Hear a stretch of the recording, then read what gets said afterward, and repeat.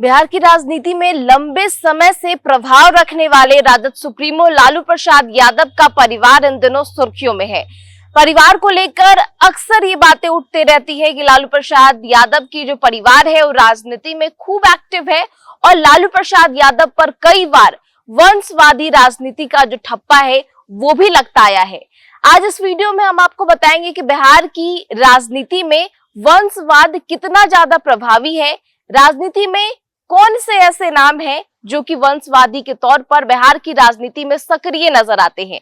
एक सर्वे के हवाले से हम आपको जानकारी देंगे जिससे ये बात सामने आ रही है कि बिहार के अधिकतर जिलों में किसी न किसी राजनीतिक परिवार का जो प्रभाव है वो हरदम देखने को मिलता है। और ऐसे में आंकड़ों के लिहाज से ये भी जानकारी सामने आ रही है कि 27% विधायक, सांसद और विधान पार्षद ऐसे हैं जो कहीं न कहीं वंशवादी राजनीति के जरिए बिहार की ग्राउंड पर राजनीतिक तौर पर सक्रिय नजर आते हैं। इसके अलावा हम आपको ये भी जानकारी दें कि पुरुष जनप्रतिनिधि की अपेक्षा में जो महिला जनप्रतिनिधि है उनका वंशवादी राजनीति के तौर पर उनकी सक्रियता जो है वो खूब ज्यादा देखने को मिलती है। और ये आंकड़े भी बेहद ज्यादा चौंकाने वाले हैं, क्योंकि आपको बता दें कि 55 से 7% का जो आंकड़ा है ऐसी महिला जनप्रतिनिधि जो कहीं ना कहीं वंशवादी राजनीति के तौर पर बिहार में काम करते नजर आ रही है, यानी उनका कोई ना कोई ऐसा परिवार जो है वो राजनीति में सक्रिय है। और यही कारण है कि उनकी भी सक्रियता राजनीति में इस लिहाज से खूब ज्यादा देखने को मिलती है। और ऐसे में तमाम बिहार की जो क्षेत्रीय पार्टी है उनका भी वंशवादी राजनीति पर खूब ज्यादा पकड़ देखने को मिलता है। सबसे बड़ी जो आंकड़ा सामने आया है वो चिराग पासवान की पार्टी लोक जनशक्ति पार्टी रामविलास का है। और ये जो आंकड़ा है वो चौंका देने वाला है। सिर्फ चिराग पासवान की पार्टी ही नहीं बल्कि केंद्रीय मंत्री जीतन राम मांझी की भी पार्टी हम का भी आंकड़ा बेहद ही ज्यादा चौंकाने वाला है, क्योंकि 50% का ऐसा आंकड़ा बताया जा रहा है। और ये बात सामने आ रही है कि लोजपा आर और हम 50% राजनीति उनकी जो है वो वंशवाद पर टिकी हुई है। इसके अलावा कांग्रेस की भी अगर बात कर ले तो बिहार में कांग्रेस भी परिवारवाद को लेकर घिरती नजर आ रही है, क्योंकि कांग्रेस का भी जो आंकड़ा है वो 32% का है। और आपको बता दें कि इसके अलावा राजद और जेडीयू की भी बात कर ले तो 31% का जो उनका आंकड़ा है वो भी सर्वे के माध्यम से साफ तौर पर देखने को मिल रहा है। लेकिन अगर भारतीय जनता पार्टी की भी बात करें तो उनका जो आंकड़ा है वो बेहद ही ज्यादा चौंकाने वाला है, क्योंकि अक्सर बीजेपी के तरफ से ये बात कहा जाता था वो हरदम परिवारवाद के विरोध में नजर आते थे। लेकिन जो आंकड़े इस सर्वे के हवाले से सामने आए हैं वो चौंका देने वाले हैं, क्योंकि भाजपा भी बिहार में 17% राजनीति उनकी जो है वो वंशवाद पर टिकी हुई है। और ये आंकड़ा जो है वो चौंका देने वाला है, क्योंकि अक्सर भाजपा के तरफ से इन बातों का जिक्र किया जाता था। भाजपा अक्सर परिवारवाद के विरोध में नजर आती थी, लेकिन उनकी भी बिहार में वंशवादी राजनीति में सक्रियता जो है वो 17% के आसपास देखने को मिल रही है। साथ ही साथ आपको बता दें कि बिहार में वंशवाद राजनीति को लेकर जो आंकड़े आ रहे हैं इस सर्वे के माध्यम से वो चौंका देने वाले हैं।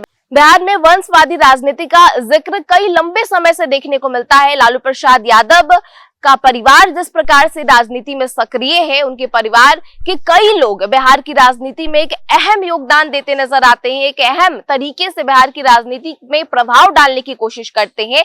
इसके अलावा भाजपा हो या फिर चिराग पासवान की पार्टी हो, जीतन राम मांझी की पार्टी हो, इसके अलावा जेडीयू हो, आरजेडी हो, सबकी जो राजनीति है वंशवाद पर टिकी हुई है। और ऐसे में जो आंकड़े हैं 27% जो विधायक है, सांसद है और विधान पार्षद है वो वंशवाद राजनीति पर टिके हुए हैं। और सबसे ज्यादा जो प्रभाव है वो महिला जनप्रतिनिधियों का है, क्योंकि आंकड़े बता रहे हैं कि 55 से 7% तक महिला जनप्रतिनिधि जो है वो वंशवाद पर राजनीति में टिकी हुई है। पुरुषों की अपेक्षा में महिलाओं की जो भागीदारी इस माध्यम से है वो सबसे ज्यादा अधिक देखने को मिल रही है। साथ ही साथ इस सर्वे के माध्यम से आपको जानकारी बताते चले कि ये जो सर्वे है वो एसोसिएशन ऑफ डेमोक्रेटिक रिफॉर्म्स की तरफ से जारी किया गया है।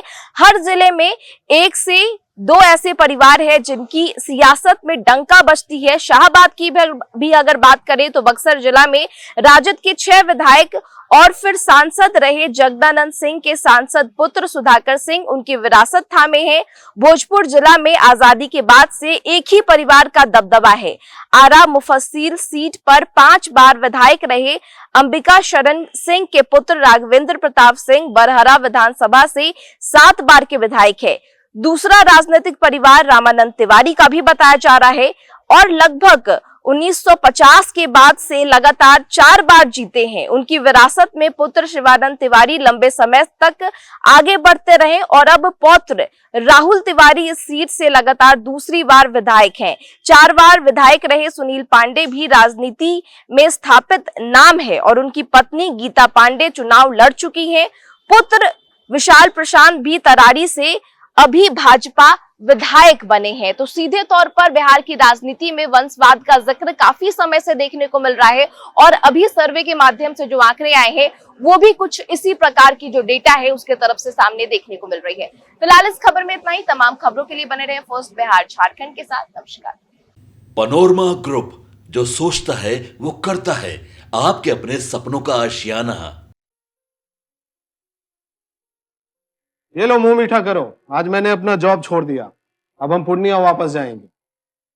जॉब छोड़ दिया है? मतलब ये घर कैसे चलेगा? हम करेंगे क्या? और माँ बाबूजी क्या बोलेंगे? इसलिए मैं एक और मिठाई का डब्बा लाया। अपने बिजनेस के लिए लोन अप्रूव हो गया। अरे लोन अप्रूव हो गया वो तो ठीक है, लेकिन पूर्णिया में हम रहेंगे कहाँ? अपना घर भी तो नहीं है वहाँ। इसलिए तो एक और मिठाई का डब्बा अलग से लाया हूँ। हमने पूर्णिया में घर ले लिया है, पूर्णिया के ई होम्स पैनोरमा में। पूर्णिया में पैनोरमा ग्रुप लेकर आए हैं ई होम्स पैनोरमा। बड़ा घर, आलीशान जिंदगी और अत्याधुनिक सुविधाओं के संग। अरे अब क्यों मुंह मीठा करवा रही हो? क्योंकि हम घर वापसी जो कर रहे हैं।